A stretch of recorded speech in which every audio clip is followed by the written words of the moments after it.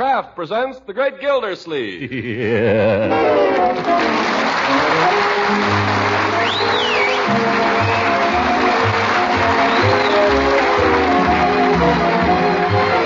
The Kraft Cheese Company will also bring you the Kraft Music Hall every Thursday night. Present each week at this time Harold Peary as The Great Gildersleeve, written by John Wheaton and Sam Moore. We'll hear from The Great Gildersleeve in just a moment. You know, I've just learned from several mothers in the neighborhood that their meal planning problem is not 3, but 4 meals a day. That is, if you count in the after-school snack that means so much to healthy growing children. Well, I've found out, too, that many mothers make short work of that in-between meal. Along with a glass of milk, they serve a slice of bread spread with Parquet margarine, and their youngsters are really satisfied. For Parquet, the quality margarine made by Kraft, is both delicious and nourishing. It's made to order for grown-up wartime appetites as well as for hungry youngsters. Yes, Parquet margarine has become a favorite mealtime spread for bread because it has such a grand, appetizing flavor and because it's one of the best energy foods you can serve. What's more, every pound contains 9,000 units of vitamin A. So buy it tomorrow. Parquet, P-A-R-K-A-Y. Parquet margarine made by Kraft.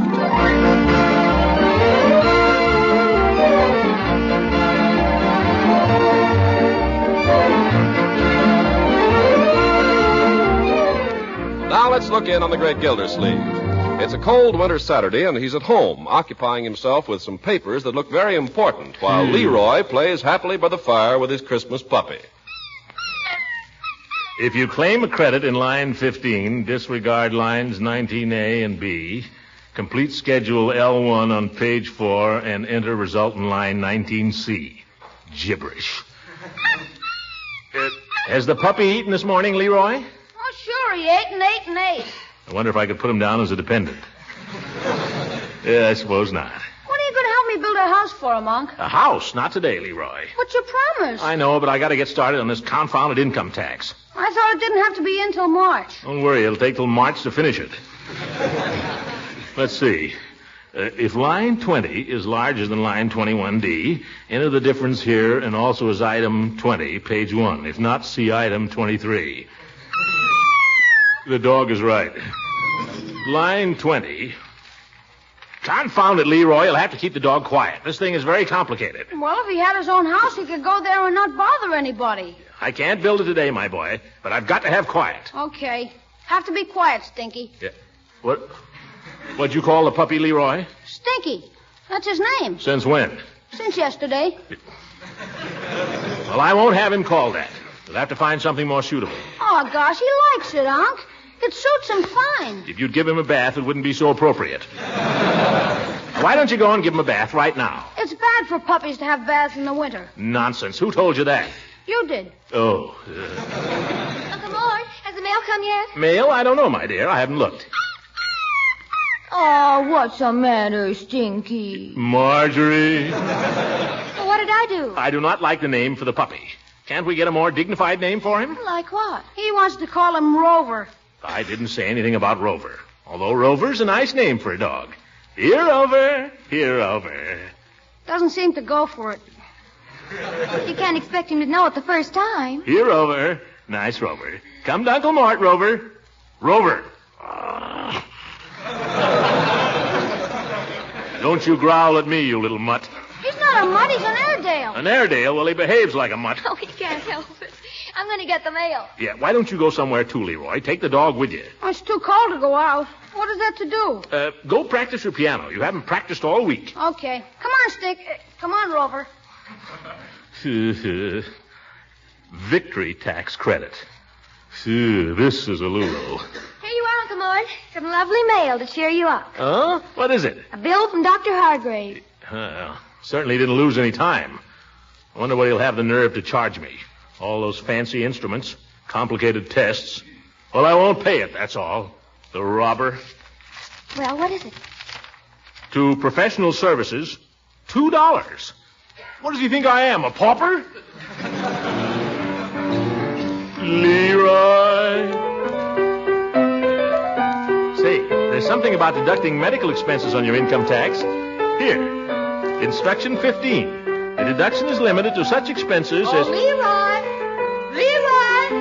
Oh, Leroy! Leroy, answer Bertie. Confound it, I've got to have quiet here. What do you want, Bertie? Did you feed Stinky this morning? Bertie. What's the matter, Mr. Gildersleeve? That's not the name I want that puppy called. It's very offensive. It sure is, but it fits him. What I want to know is how long is he going to be sleeping in my kitchen? Yeah, if he had a doghouse. Quiet! I've got to have absolute quiet here. Yes, sir. That's more like it. Now, single person not living with husband or wife, 25%, plus 2% for each dependent of line 4, but not more than $500 plus $100 for each dependent. By George, I give up. Come on, Leroy, let's build a doghouse for Stinky.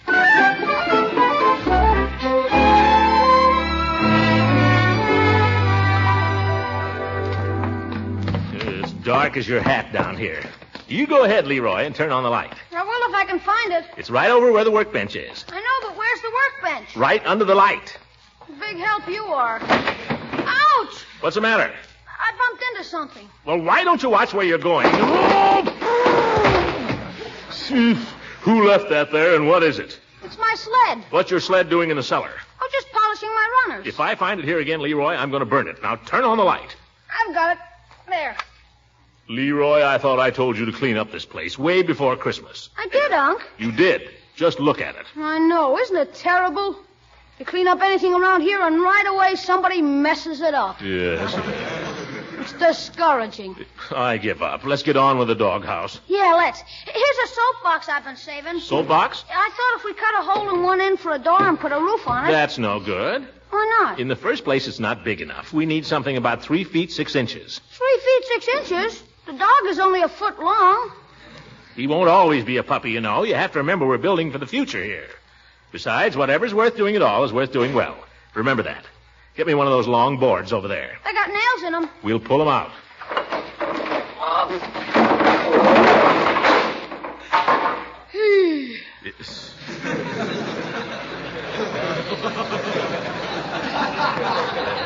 That's the stuff, my boy. Now lay it on top of this soapbox and we'll saw it into lengths. Can I saw, Unc? Perhaps after I've shown you how. For corn's sake, I've been sawing all my life. Well, there's a right way and a wrong way to do everything, my boy. You might as well start by learning the right way. Okay. First, you observe, I take the ruler and I measure it off very carefully.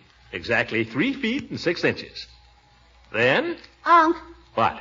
The ruler. Wrong end. Oh. Don't mark these very clearly, my boy. There. Now, the saw. Here you are. Thank you. Now about saws. There are 2 kinds of saws. The cross-cut and the other kind. Rip. Where? What? Rip saw. That's the other kind. Oh, very good. Rip. Do you know how to tell them apart? No, how? Well, takes experience. All these things call for experience. What kind is this? Huh? The saw, is it a cross-cut or a rip saw? Sort of in between. Now, observe the way I hold it, Leroy. Lightly, yet firmly, being careful at all times not to drop it or bang it against anything. Teeth are very delicate, you know. I know. Now, you take your piece of wood, so. You place it on the box, and you put your knee on top of it to steady it. Yes. Are you watching? I'm watching. Next, I raise the saw, take careful aim, and start in with a smooth, even stroke. You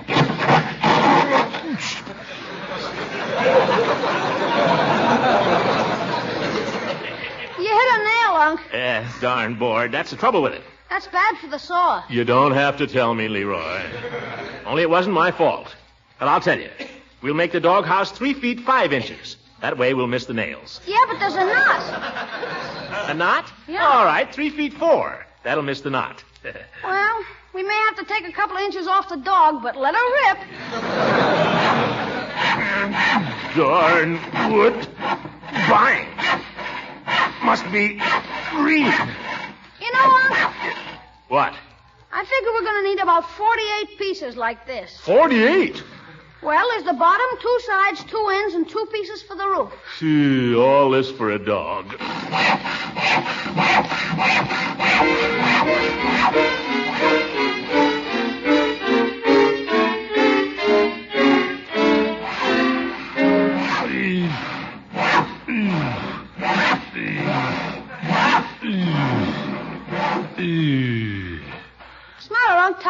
Oh, no, Leroy.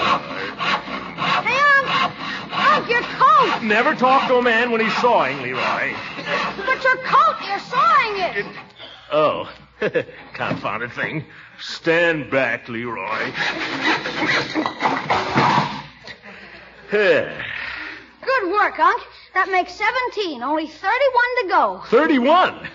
Oh, Mr. Gildersleeve. Down here, Bertie. My goodness, you've been down here all afternoon? Never talk to a man when he's sawing, Bertie. Don't be impudent, Leroy. Excuse me, Mr. Gildersleeve. Miss Ransom's on the phone. Oh, Mrs. Ransom? Yes, sir. She wants to know, could you come over to our house for a little tea? Could I?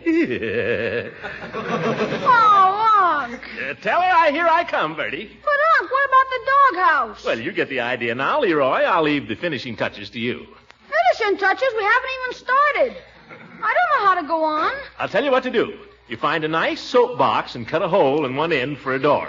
Tell her I'll be right there, Bertie. Gosh, what a character.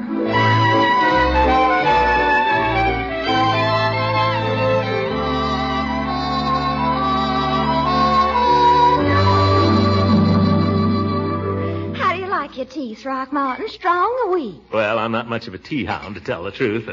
I like it anyway. You like it strong, probably, because you're so strong. I suppose you like it weak. Oh, silly. Tell me, what are you doing this evening? Have you any plans? Plans? Not a thing. Oh, good. You'll stay to supper then. Oh, will I? Leela, what's up? Come on, tell me. Oh, Throckmorton, you're so impetuous. All right, I'll sit over here then. Now tell me. Well, drink your tea first. You know, Throckmorton, I've had a feeling you've been a little put out with me lately. Put out? I don't know where you got that. It's true. You know it is. Tell me, is it because of Dr. Hargrave? Why should I be put out about him? He means nothing to me, one way or the other. Well, I thought maybe it was because of that party New Year's Eve and because I've been seeing so much of him lately. Have you? This tea is good. I'm glad. I'm glad you like it. Tell me, now that you've been to him, don't you agree that he's wonderful? Who's wonderful? Dr. Hargrave. I don't see what's so wonderful about him. Just a doctor. Oh, but I think all doctors are wonderful. Ever hear you rave about Dr. Pettibone? Of course, Pettibone doesn't kiss your hand. Throckmorton, if you're implying that Dr. Hargrave has made advances to me, you're mistaken. Gracious, he's much too busy to have any interest in poor little me. All he cares about is science. That's all any real doctor cares about, science. I love science. I think he looks a little like Walter Pigeon, don't you? Who's Walter Pigeon? You mean to tell me you've never seen Walter Pigeon in the movies? I can't tell one movie actor from another. Oh, I saw him in The Life of Madame Curie last week, and he was wonderful, even with a beard. Oh, so was Greer Garson. Huh? All she did was stand at his side day and night and be a help to him and bring him little things to eat. That's all I'd ask. What? Just to be allowed to stay at his side and feel that I was contributing my little bit to science. Are you talking about Walter Pigeon or Dr. Hargrave? Throckmorton, you're laughing at me. No, I'm not. Only Well, he doesn't laugh at me. He told me he'd take me along with him on a case sometime. Leela, if you got me over here just to tell me how wonderful Dr. Hargrave Oh, I'm is... sorry, Throckmorton. I know you're jealous, and I shouldn't I'm be. not jealous. Just because I'm not a doctor... Gosh, you'd think doctors were the only people who were wonderful. Oh, we can't all be doctors, Throckmorton. I know that. It takes all kinds. Thank you. Now, you're a businessman. That's wonderful, too. Well... It is. You understand about financial things and all. Things that just make my poor head swim. Matter of training, that's all. Well, it's more than that. It takes genius. Well, of course, if you want to call it that. Oh, I just admire anyone so when they can add and subtract and everything. I'll bet Hargraves can't do it. I bet Walter Pigeon can't either. That's why I asked you over this evening, Throckmorton. What? Why? Well, I thought we'd be here together and we could just... Well, you see, I got my income tax this morning, and I I declare, I can't make head or tail of it. So that's it. Leela? Oh, but I'd stay by your side every minute, Throckmorton, and bring you little things to eat. Please. Pretty please. By George, I wish I'd stuck to Stinky in the doghouse.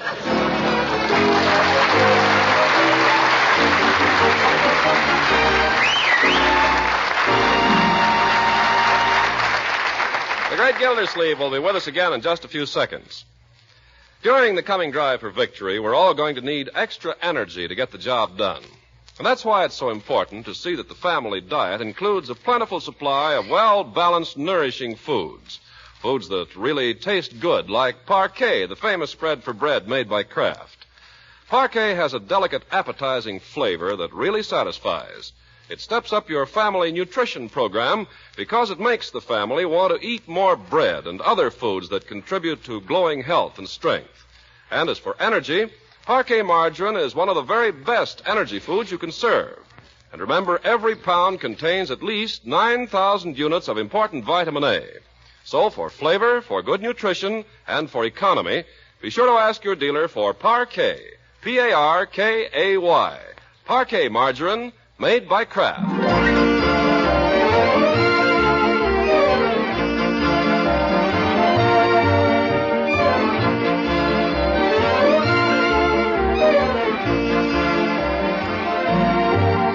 Now let's get back to the Great Gildersleeve. 2 hours have passed, but he's right where we left him, trapped by the Widow Ransom's silken snare and floundering around in her income tax.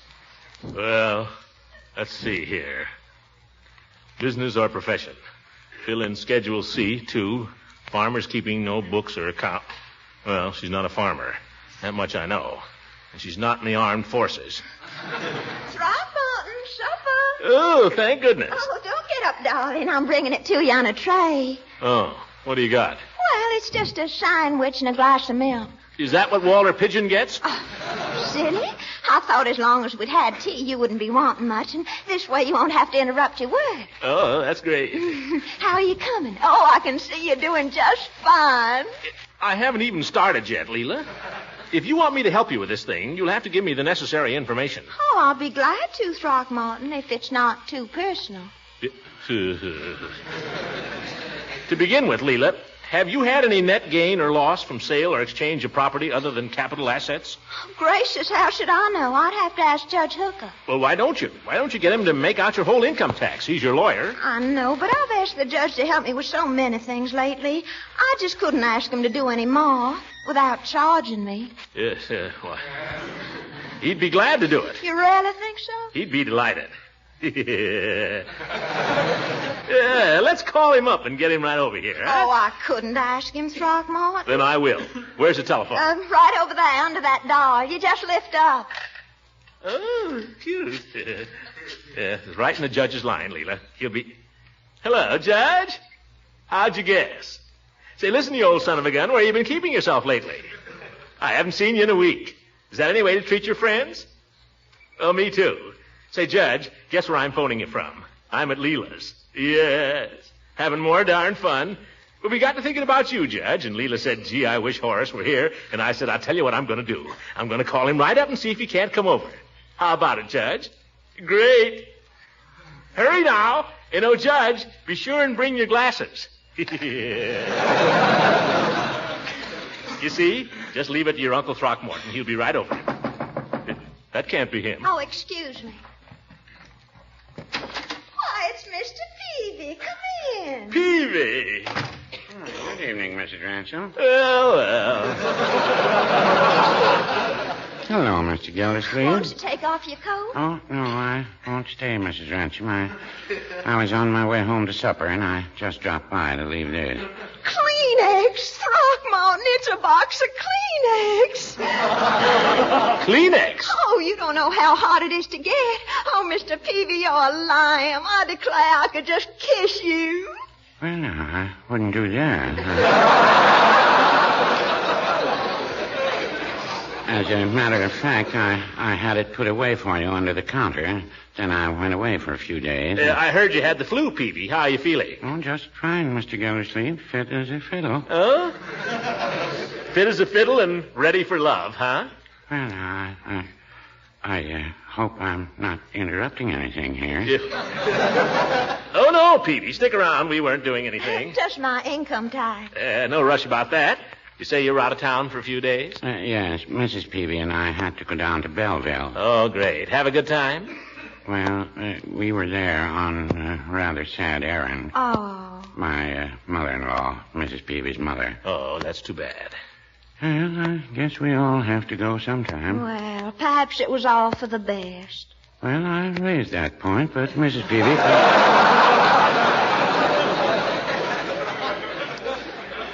She couldn't seem to see it my way. Of course, she was upset. Oh, of course. But it was a nice service. Dr. Kaltenmeyer spoke a few words, and we saw a lot of people we hadn't seen in a long time. Everything was very nice. That's always such a comfort, I think. Yes. You know, the old lady lived with us for a good many years before she went to Belleville to live with her son. I guess it won't seem like home without her. Well, no, I guess I'd better be getting along home. Don't rush off, Peavy. Oh, no, don't. We're not doing anything. Just trying to finish my income tax. Yes, income tax. Have you looked at the thing yet, Peavy? Mr. Gildersleeve, I looked at it this morning. And there's one thing I wish someone would tell me. Oh? What's that? Are they kidding?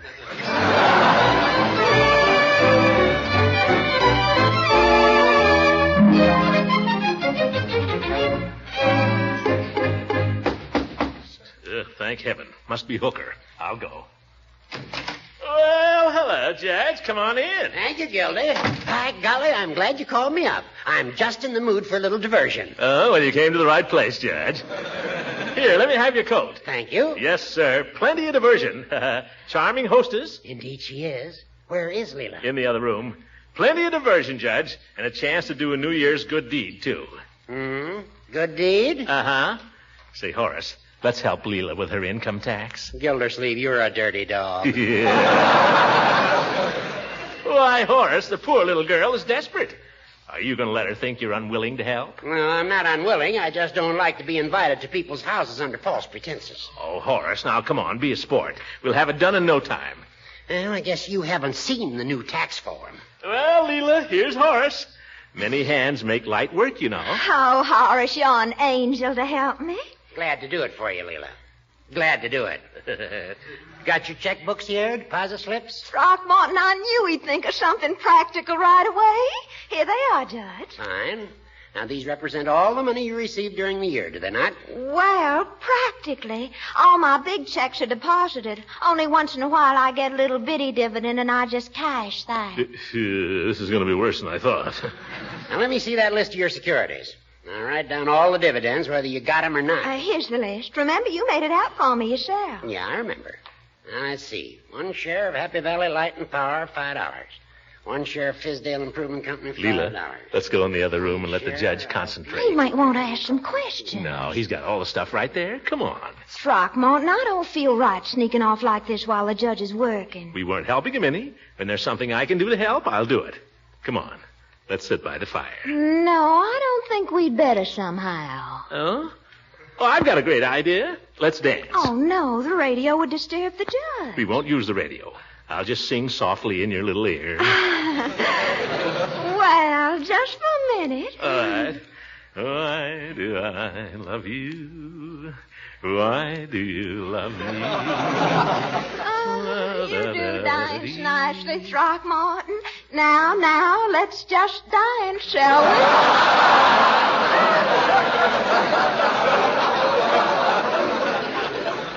Let's go downtown someplace and dance, Leela. Just for a little while. The judge will never notice we've gone. Why, Throckmorton, what a disloyal idea. You got Horace over here to help you. Yeah, and he's being a big help.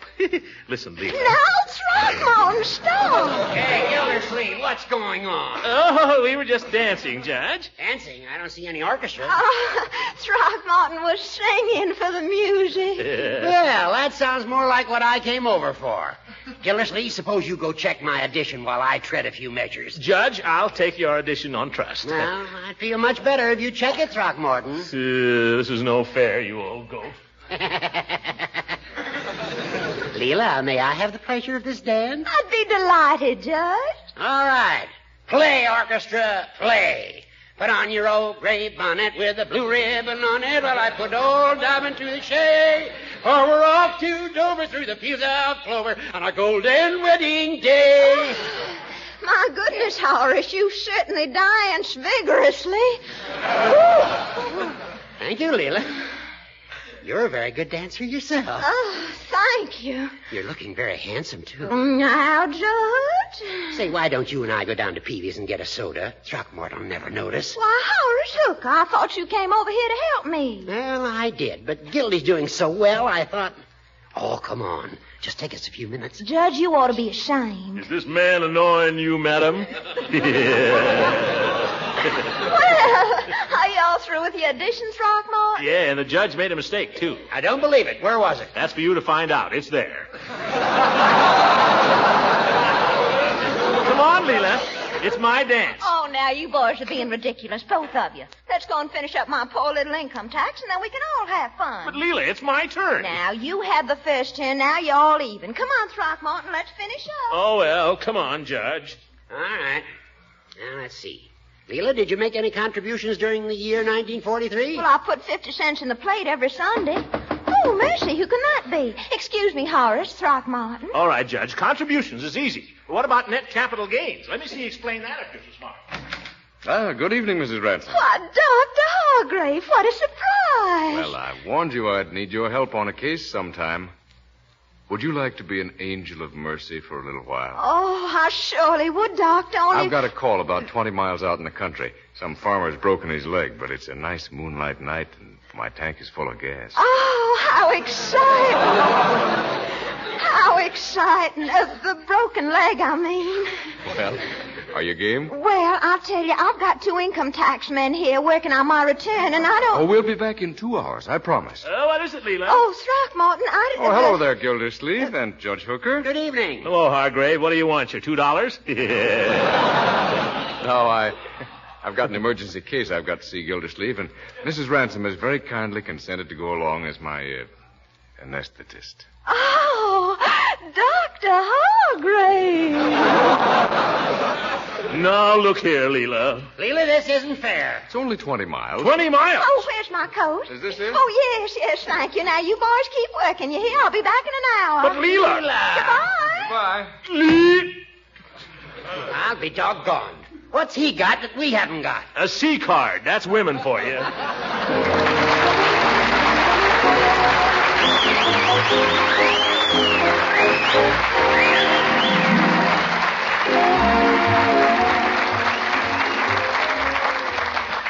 Leroy, it's 8:30. Bedtime, my boy. Why, so it is, Unc. I've been working so hard I didn't notice. Well, doing your homework? Oh, no, I finished that Saturday. Huh? I've been cleaning up the cellar. Well. Good night, Uncle Mort. Phew. I wonder what's come over him. Good night, everybody.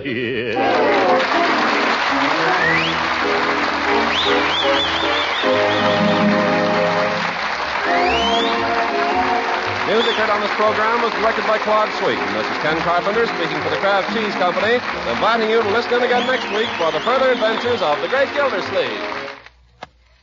This is the National Broadcasting Company.